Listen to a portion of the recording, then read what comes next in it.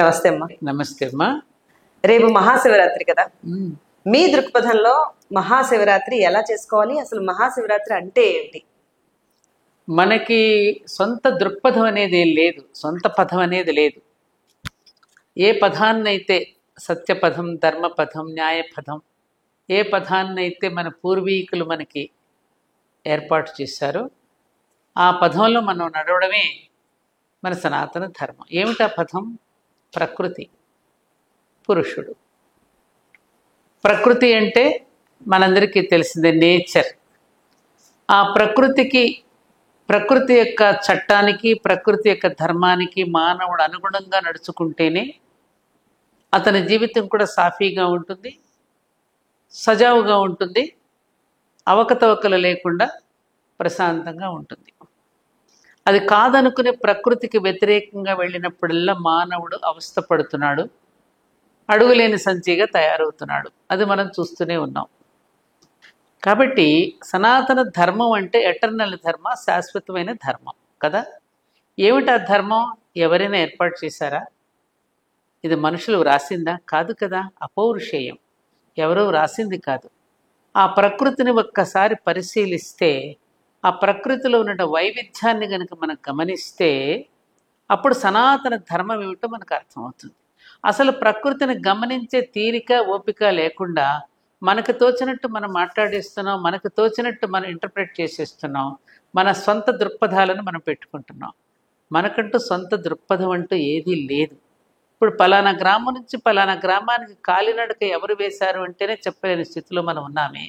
ఎవరు వేశారో తెలియదే. అలాంటిది ధర్మపథాన్ని అసలు ఎవరు ప్రారంభించారు, ఎక్కడి నుండి వచ్చింది అనేది ఎవరు చెప్పగలరు?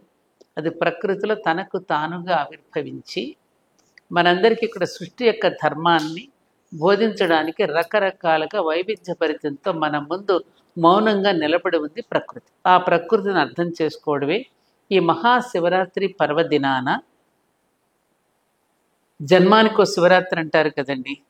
కనీసం ఆ సంవత్సరాఖర శివరాత్రి పర్వదినాన మనల్ని మనం సింహావలోకనం చేసుకుని, మనమేమైనా ఈ సంవత్సరంతో తప్పొప్పులు చేశామా, దాన్ని కడిగేసుకోవటం ఎట్లా, ఆ మాలిన్యాన్ని కడుక్కోవడానికి వచ్చే రాత్రే శివరాత్రి.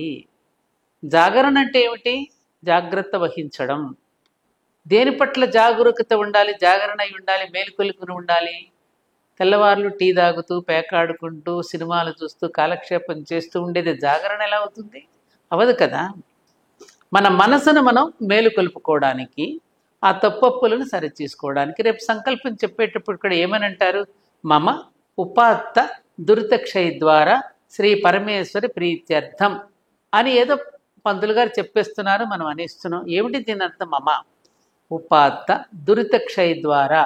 దురితము అంటే పాపము. ఆ పాపాన్ని నేను క్షయం చేసుకోవడం ద్వారానే నీ ప్రీతి లభిస్తుందని తెలిసినటువంటి వాడనై స్వచ్ఛమైనటువంటి గంగాజలంతో నేను నా మనసును కడిగేసుకుంటూ నిన్ను అభిషేకిస్తున్నానయ్యా అని చేసుకుంటాం అభిషేకం. ఇది ఎంత హేతుబద్ధమైనటువంటి విషయం అండి. మన మనసుకు పట్టినటువంటి మాలిన్యాన్ని కడిగేసుకోవడానికి శివరాత్రి పర్వదినాన ఈ బ్రహ్మాండమంతా ఆవరించి ఉన్నటువంటి ఆ శివతత్వాన్ని, కింద ఉన్న భూతత్వాన్ని, అంటే కింద ఉన్న పానవట్టం అమ్మవారైతే పైన ఉన్న శివలింగం అయ్యవారు. ఈ భూమిని, ఆకాశాన్ని కూడా మనం అభిషేకించుకుంటున్నాం. ఒక రోజున అభిషేకం చేయడానికి మా మనవడిని పిలిచి, నాన్న ఈరోజు నువ్వు 10th క్లాస్ పాస్ అయ్యావు కదా, రా అభిషేకం చేసుకుందామని పిలిచాను. అది అర్థం లేకుండా నేను ఎందుకు చేయాలి అని ప్రశ్నించాడు మావాడు. అర్థమయ్యేటట్టు చెప్తాను రా అని పిలిచాను. నేను ఈ భూమి మీద ఎక్కడ నిలబడుతున్నావు? నువ్వు భూమి మీద నిలబడుతున్నావు, అవునా? ఈ పండ్లు, ఈ పూలు, ఈ కాయలు, ఈ కూరగాయలు, ఈ ఈ ధాన్యము, ఇవన్నీ ఎక్కడి నుంచి నీకు లభిస్తున్నాయి? భూమి నుంచి లభిస్తున్నాయి. మరి దానికి థ్యాంక్స్ చెప్పుకోవా? చెప్పాలి. మరి ఆకాశం నుండి నీకు వర్షం ఎక్కడి నుంచి పడుతోంది? మేఘాల నుంచి వర్షిస్తుంది. మరి నీకు సూర్యుడి యొక్క కాంతి ఎక్కడి నుంచి? ఆకాశం నుంచి. చంద్రుడి యొక్క చల్లదనం ఆకాశం నుంచి. నక్షత్రాల యొక్క ఆకాశం నుంచి. మరి ఆకాశానికి థ్యాంక్స్ చెప్పుకోవా? చెప్పాలి కదా. అందుకని పైన ఉన్నటువంటి ఆకాశానికి, కింద ఉన్నటువంటి భూమికి ధన్యవాదాలు చెప్పుకుంటూ కృతజ్ఞతలు తెలుపుకోవడమేరా ఈ అభిషేకం అనేది అంటే అప్పుడు వాడు చేశాడు. ఇది ఏ హేతువాదికైనా నచ్చుతుంది కదండి. ఈ హేతువాది ఆకాశాన్ని ఉపయోగించుకోవడం లేదా? సూర్యుడి యొక్క వెలుగులో బ్రతకడం లేదా? సూర్యుడి యొక్క శక్తితోనే కదా మనందరం కూడా ఆరోగ్యంగా ఉండగలుగుతున్నాం. అందరికీ ఒకే సూర్యుడు, అందరికీ ఒకటే నేల, అందరికీ ఒకటే చంద్రుడు, అందరికీ ఒకటే గాలి, అందరికీ ఒకటే నేల.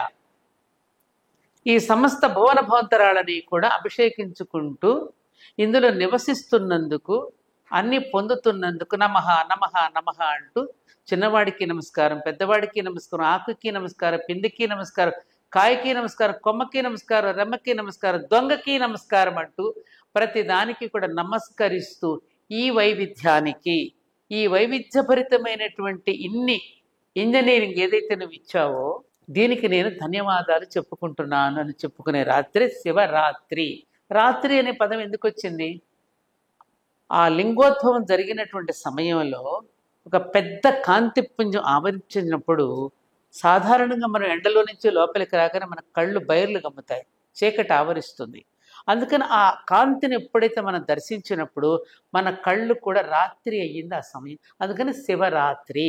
ఆ కాంతిని ఎప్పుడైతే జ్యోతిని దర్శించామో ఆ దర్శించిన వేళ మనకు అది రాత్రి అయ్యింది కాబట్టి శివరాత్రి. అర్థమైందా? కాబట్టి అక్కడ బ్రహ్మ విష్ణు అనేటటువంటి ఇద్దరు తత్వాల్లో ఉన్న అహంకారాన్ని, నేను నేను అనేటువంటి అహంకార రజోగుణ తమో గుణాలని, సత్వగుణాలని పరీక్షించి ఆయన ఏది గొప్ప, ఈ ఆది అంతములు లేనటువంటి దాన్ని మీరు చూడగలరా, ఎక్కడ మొదలయ్యింది ఎక్కడ అంతమైంది మీరు చూసి రాగలరంటే మేము చూసి వస్తామని వెళ్ళినటువంటి వాళ్ళు, నేను చూడలేకపోయాను నేను ఓడిపోయానని ఒప్పుకున్నటువంటి విష్ణుమూర్తికి ఏమో ఆలయాలు కట్టి నేను పూజిస్తారయ్యా అని, ఓడిపోబోతున్నందుకు తనను తాను ఒక ఆత్మన్యూనతతో బాధపడుతూ ఒక దొంగ సాక్ష్యం చెప్పించిన బ్రహ్మకేమో నీకు ఆలయాలు లేకుండా పోవాలి అని చెప్పించినట్టుగా మనకు పురాణ కథనాలు చెప్తూ ఉంటారు. అంటే మనలో ఉన్న అజ్ఞానాన్ని, నేను అనేటటువంటి తొలగించుకోవడానికి, మన అహంకారాన్ని పోగొట్టడానికి, మనల్ని మనం కడిగేసుకోవడానికి వచ్చింది శివరాత్రి. ఎందుకని ఆ రుద్రుడికి కోపం రాకుండా ఉండేటటువంటి బుద్ధిని మాకు కలిగించమని అడుగుతున్నాం. ఎందుకని ధర్మాన్ని మనం అతిక్రమిస్తున్నాం. ధర్మాన్ని అతిక్రమించినప్పుడల్లా ఏమవుతుంది? రుద్రుడికి కోపం వస్తుంది. ఆ కోపం రాకుండా ఉండడం కోసం మనం సాధారణంగా కోపం వస్తే నీళ్లు చల్లండిరా అంటాం, శాంతి శాంతితో నీళ్లు చల్లుతాం.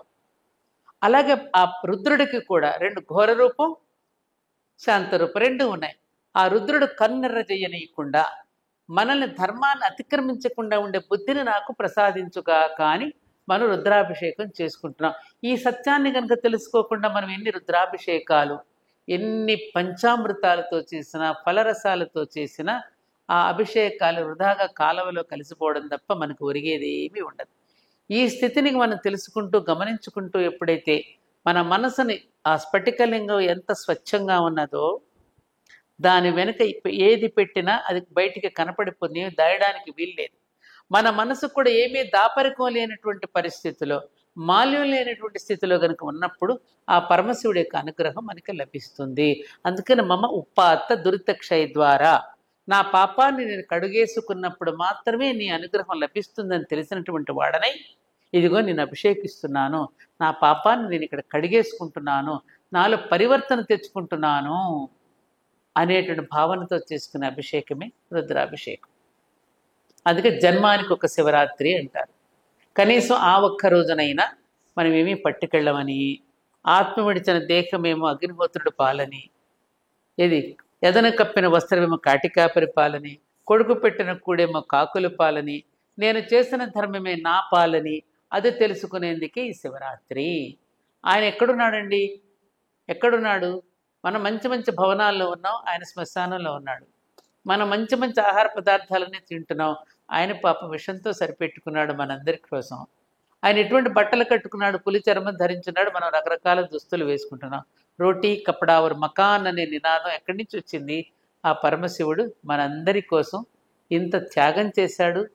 తాను విషాన్ని గరళం దగ్గర పెట్టుకునే లోకక్షేమం కోసం ఆయన మనందరినీ కూడా జగత్పితగా మనందరినీ ప్రేమిస్తున్నాడు, మనందరినీ మన క్షేమం కోసం ఆయన ఉన్నాడు. కాబట్టి అటువంటి మహాదేవుడికి అందుకే ఆయన మహాదేవుడయ్యాడు. విష్ణుమూర్తిని మహాదేవుడల్లా, బ్రహ్మనల్లా. ఎందుకని నేను మహాదేవుడు అన్నారు? లోకం కోసం, మనందరి కోసం విషాన్ని తన గరళంలో పెట్టుకున్నాడు కాబట్టి. అటువంటి మహాదేవుడికి మహాశివరాత్రి సందర్భంగా వేలాది మంది, లక్షలాది మంది భక్తులు ఆలయాలని కిటకిటలాడుతూ అందరూ కూడా ఆ రోజు దర్శించుకుని స్వామిని తరించి మన జీవితాన్ని మళ్ళీ తిరిగి చక్కపరుచుకోవడానికి, తప్పొప్పులన్నింటినీ కూడా సరిదిద్దుకోవడానికి అవకాశం ఇచ్చే పండుగే ఈ మహాపర్వదినం.